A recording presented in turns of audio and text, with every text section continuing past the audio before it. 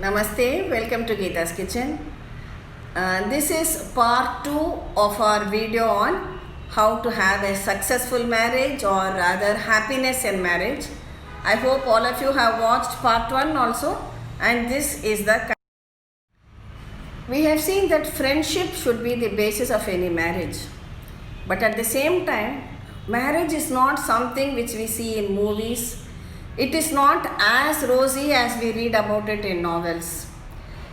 We are setting out on a new journey together, and we have to be prepared for a number of things: new responsibilities, adjustment with new people, a totally new setup, financial responsibilities. There might be priority issues, adjustments with in-laws, so on and so forth. Many things which we have to learn how to deal and go ahead with life with a smiling face. And how can we make this happen? See, the love from the heart for the husband to his wife and for the wife to her husband should be something which is continuously flowing, similar to a river. A river starts on its journey and then continuously flows with only one destination in its mind, that is the ocean. So she gushes and gurgles and moves fast to meet and merge with the ocean. So if everybody, that is every husband and every wife, if it is the husband, he should think that he is the river and he is moving towards his destination, which is the ocean, that is his wife. Similarly, the wife should think that she is the river and her love for her husband should flow continuously as if she is going to meet the ocean, which is her husband. Now, between the river and ocean, which is greater? The ocean. So, what does this mean? Each one should always think that the other person is greater. The husband should think that the wife is the greater person, and the wife should think that the husband is the greater person. Then it really forms the basis for a very, very harmonious relationship. In Hindi songs or maybe some shairi also we see, "Tu mujh mein hai aur main tujh mein hu." That is the kind of beautiful continual flowing of love which should be there. Now for the river, is the path smooth? As I said, the river could be either the husband or the wife. Definitely not. It starts out on its journey, maybe it is initially very smooth, just like the first few weeks of marriage. After that, it does come across many hurdles in its path. There may be huge boulders, there may be rocks, it has to go through a forest. But at any point, does the river say, "No, it is too difficult, let me go back"? That doesn't happen. It overcomes these obstacles, overcomes these hurdles. If there is a huge rock or boulder or a mountain, it goes around it, forms a new path, forms a new route, takes care of all these impediments on its way, and finally gushes towards its destination, which it never forgets, that is merging with the ocean. So also in life, that is how it has to be. This way, we will never belittle the other person. We will never say, "Oh, you are useless, you don't know anything, you are fit for nothing." These words will never come in our mouth because we always think the other person is greater and we have to move with a continuous flow of love towards the other. The next point would be tolerating, or in other words, bearing. The husband has to bear the wife or tolerate whatever negativity she has. Similarly, the wife also has to learn to tolerate the husband. In the beginning, only the positive qualities surface in each other. But nobody is perfect. Everybody is a mixture of both good and bad. You might have 95 positives and 5 negatives. Other person might have 80 positives and 20 negatives. It doesn't matter. But we have to learn to tolerate the negative qualities in another person and not bring it to the fore every time.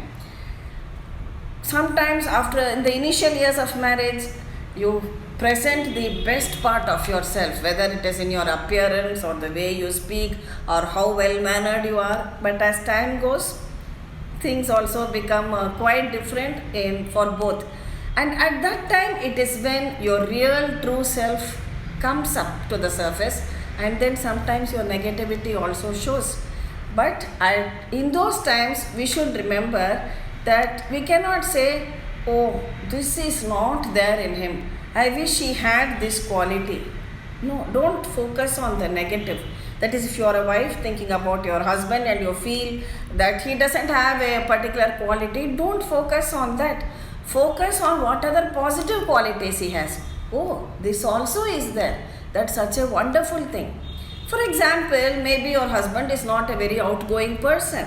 So don't compare him with others. Oh, see, her husband is so outgoing, so nice, he readily moves with every people. That quality is not there in him. What happens? You will make yourself miserable and your family life also will become quite unhappy. Instead, focus on the positive qualities in him. Maybe he is very patient, he is very kind, very helpful. Look at all those positive, oh, these qualities are also there in him, and create your happiness out of that. Never make the mistake of comparing yourself with another person. Sometimes in anger, one might say, I never thought you would be like this. I should have married somebody else. Now, if you feel that somebody else's husband is a better person, the best thing go and ask his wife. She will tell you what problem she is facing with her husband. Or if the husband thinks somebody else's wife is very quiet, docile and very loving, go and ask the husband. Then you will know what are the problems he is facing with his wife. So don't compare. Accept the happiness. See, marriage requires adjustment and tolerance. These are very, very important. And you should learn to make it a part of your life. And one cannot expect only joy or only happiness. Other qualities will also be there. See, they are two different individuals with their own minds of thinking, coming from two different families. Actually, we say that even identical twins sometimes have difference of opinion. And what to speak about two different individuals who have their own ideas, their own opinions on different things. That, even in a machine, when he talks about bearing, that is being tolerant, even in a machine there are bearings. For example, the ceiling fan over here, the bearings need to be very oiled and functioning well. Otherwise, they will not run smoothly. You must have experienced. You don't get a smooth, noiseless fan. You will be getting such a fan which is making a lot of noise. If a machine requires bearings, we also in our married life, in our everyday life, we need to cultivate the quality of bearing. Bearing meaning tolerating each other, adjusting and accommodating. Another point is, both the husband and wife should be supporting each other. It is very easy to support each other in good times when all things is rosy and fine. But it is in times of misfortune, in times of problems, that your support is really needed. It is then at those very times you should stand by your partner, and even if everybody else in the world stands against him, you should stand there firm and say, I am there to support you, don't worry. Simple example, let us say one of them has lost a job, the husband has lost his job, and then maybe others are blaming him for it, or maybe they felt that he shouldn't have been so rash and resigned, and he should have thought of his family. Maybe he is feeling bad now, but the wife should be there to support him and tell him, don't worry, I am there for you, we'll somehow make it together, things will be fine again. That is when respect for each other grows. And again, see, just like when you go to an airport, okay, there is both arrival and departure at the airport. So it seems a husband had gone to receive his wife at the airport, and she had gone to her Maika, meaning her mother's place. And when she came back with a lot of baggage, which usually happens when a girl goes to her mother's place and comes back. And this husband very dutifully went, takes up all her baggage one by one, starts loading in the car. And the wife thinks, he has been away for 3 months and he did not even tell me I missed you or anything. And she feels a little bit unhappy. She's looking at another couple over there where the husband and wife are holding hands and looking into each other's eyes and smiling at each other. And then on the way home, she said, did you notice that couple, how loving that husband was, how he was expressing his love towards her. And he says, do you know the real reason? He's at the departure lounge and she is on her way to her home for a month and he's going to be free. So this is just a simple joke. Thing is, you have to support each other through thick and thin. Only then you can have a successful marriage. Another point is carrying out your responsibility towards the other person. You cannot take the other person for granted. You should also do something, small things in life to make the other person happy. Maybe you can just send a simple thank you. There's a very big misconception. Arey, thank you kyun bolna? Why should I say thank you to people within the family? That is very formal. Please don't think it is not like that at all.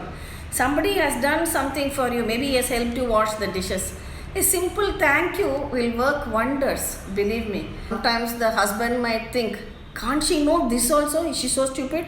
Or the husband might think, or the wife might think, can't he understand this also? Many things cannot be understood so easily. I think most of you must have read the book Men Are From Mars and Women Are From Venus. So there is a difference in the way we think, in our expectations and so on. And simple things, you must have a pleasing appearance. Even if you are at home, don't just stay with a dirty, shoddy nightie. Maybe yes, during the day you are working in the kitchen, you have to handle children, all that accepted. No, I am talking of a typical household where the wife is homebound and maybe the husband comes home from office. In each case, it might be different. Then in the evening, at least, dress up well. See, the woman of the house should always carry herself in a presentable manner. There might be so many people who are visiting the house for your own self also. It's not necessary that you wear costly items. I am telling that you must wear clean, neat clothes always. Freshen up your face and have a smile to receive the person who comes home after a hard day's work. I remember personally also, say, when my husband used to come home from a hard day's work, he used to tell me that he would find it very happy when he knocked on the door and find that a pleasant faced person is opening the door for him. Or as otherwise, say maybe I have gone somewhere else, say maybe visiting my parents' house for a week or so, and he had to come and open the door by himself and enter an empty house. That was not a very happy situation. So make it a point to always have a pleasant demeanor. And also take care of your appearance, take care of your fitness levels, go to a gym or exercise regularly. So also for the husband, I am not talking only about the girl, so also for the husband. In the beginning, you used to take very good care of your appearance and the way you carry yourself and other things. And later on, you don't care for yourself, you don't care for your fitness, you allow yourself to become unfit or overweight and all that. It is bad for health. I am not talking about appearance alone. So take care of your health also, which is very, very important. So when I say carrying out your responsibility for the other, it also means showing small surprises. Say maybe you prepare a special item for him when he comes home, or for dinner or lunch. Okay, it can, when I say you prepare for him, it could even be otherwise, the husband can prepare for the wife also. So don't get into any arguments on that score. And also see, when the husband returns home, don't immediately start off with all your problems. Yes, I agree, maybe your children have given you a bad day, or maybe there was no water through the day and you suffered a lot. There are so many problems, or you might have had an argument with some other, maybe your in-laws or somebody else in the family. Immediately don't start about all of those things. Whether it is the husband or the wife, in both cases I am telling the same thing. Wait for some time. Wait till the other person has come home, refreshed himself, had some coffee or something to drink, And then when you are a little bit calm and free and the other person has also rested, then definitely tell, I'm not telling you not, definitely discuss all these problems and issues when the other person is also in a better frame of mind. Give them small surprises.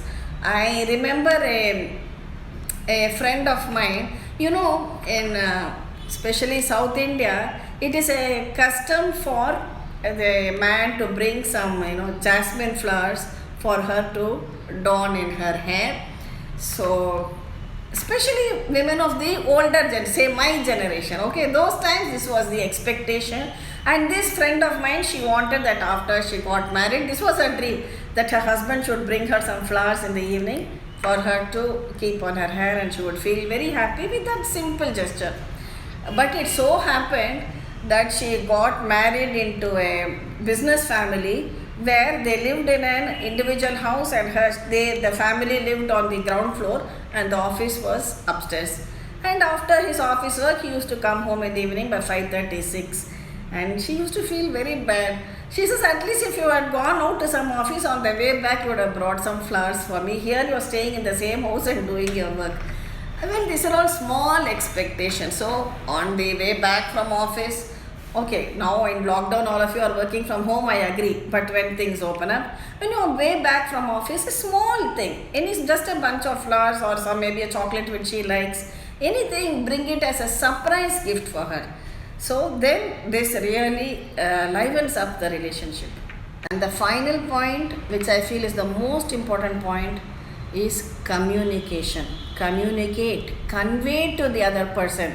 If you are having any inconvenience, if you are feeling uncomfortable, if you are hurt by anything what the other person has said or done, please communicate.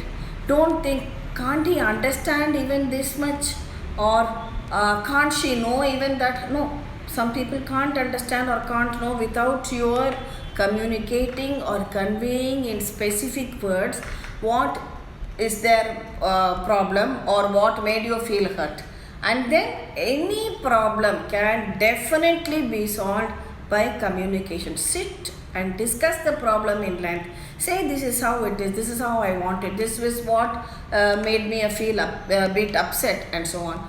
Discuss it and try to find a good solution, whatever the problem may be. Each household is different, each person's problems are different. Maybe one person feels that the other one is spending too much money on unnecessary things. This is just one example. So whatever it may be, communicate to the other person in an effective way, in an honest way, and in a loving manner, not having any negativity or grudge in you. Then happiness will definitely fill your lives. Life will become very, very beautiful, and your home itself.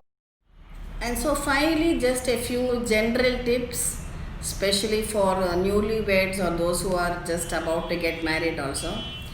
Remember, the couple that laughs together stays together. So have a good laugh, enjoy different events in your life, and even if the other person has made a mistake, learn to laugh at it and smile about it, and don't make unnecessary big issues about these things. Make your house a home. A house is just made of bricks and cement, but it is the emotions and the people and the laughter and the positivity which make it into a home. And always take him or her for what she is or what he is, and not for what you want him to be. You cannot change a person's personality totally. Take him for what he is, the good with the bad, the plus with the minus, or similarly the other way also, and not for what you want the other person to be. Gives room for romance in your life. That is also very important. Don't just sit all the time with the phone playing games or chatting with your friends also. Keep some time separate for yourselves where your phone is set aside or switched off. Maybe it is just dinner time where it is just the two of you, where you share your day's experiences with each other.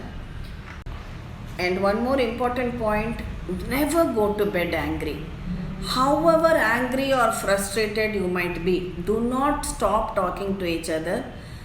Try to discuss, talk it out, and find a solution. Don't go to bed angry. Communication can definitely solve many problems, and most important of all, try to forget and forgive. Don't rake up old issues in any argument. I know it is difficult. Certain kinds of hurt might be very deep seated and it might flare up in your argument with the other person. But each time, try your best and make a promise to yourself that you will not bring it up as an issue next time. Don't be over dependent on your partner. Cultivate your own hobbies also. Try to have your own financial independence also. See, there may be times which are genuine reasons. A very common thing which I find where tempers flare up. Maybe the husband has promised to take the wife out in the evening for a movie after he comes back home. But as luck would have it, his boss gives him some extra work to do at the office just an hour before he has to leave, and he is held up at the office and he cannot say no to the boss. He comes late. Whereas here the wife is all dressed up and ready to enjoy the evening out. And she is frustrated, she is disappointed, but she should also understand that it is not entirely his fault for being late, and not just show that she is very upset and start crying and create an argument and all. Okay, he has not been able to come. There should be some, maybe of course he should send her a message that this is the reason and he will not be able to come. She can always just go out for a walk or catch up on some TV or meet her friends and keep herself occupied in a different way also.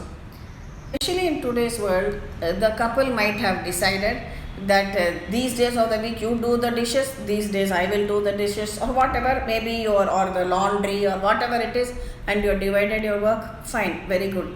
But let us say one partner has got a heavy workload and he has a lot of projects to complete. So the other partner should be understanding enough. Doesn't matter if it is his turn to do it.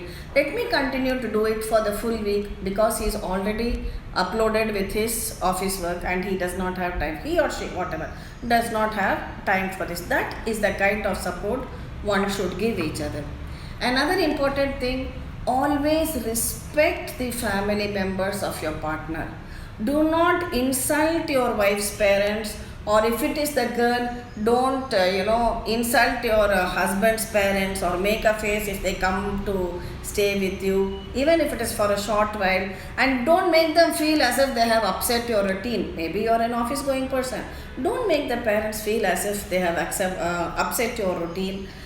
Make a harmonious relationship with the entire family. Be nice to them just as you would with your own parents. For the boy also, you must treat her parents also with respect and be loving and kind towards them. It is actually a merging of two families and not just two individuals alone, especially with respect to an Indian context. And so remember, life is short. Don't make it complex. Live fully from your heart. Enjoy every minute. And may you all have very, very happy lives, happy marriages. Enjoy your time together with each other. Love each other, respect each other, and give each other space. So be friends with your partner. Reach out in times of crisis. Do not judge the other person. The other person, your partner, is also human. So do not become judgmental and just lead a happy. Thank you for watching the video. Hope you enjoyed it. Please subscribe to Geeta's Kitchen and don't forget to tap the bell icon for notification about my latest updates. Thank you.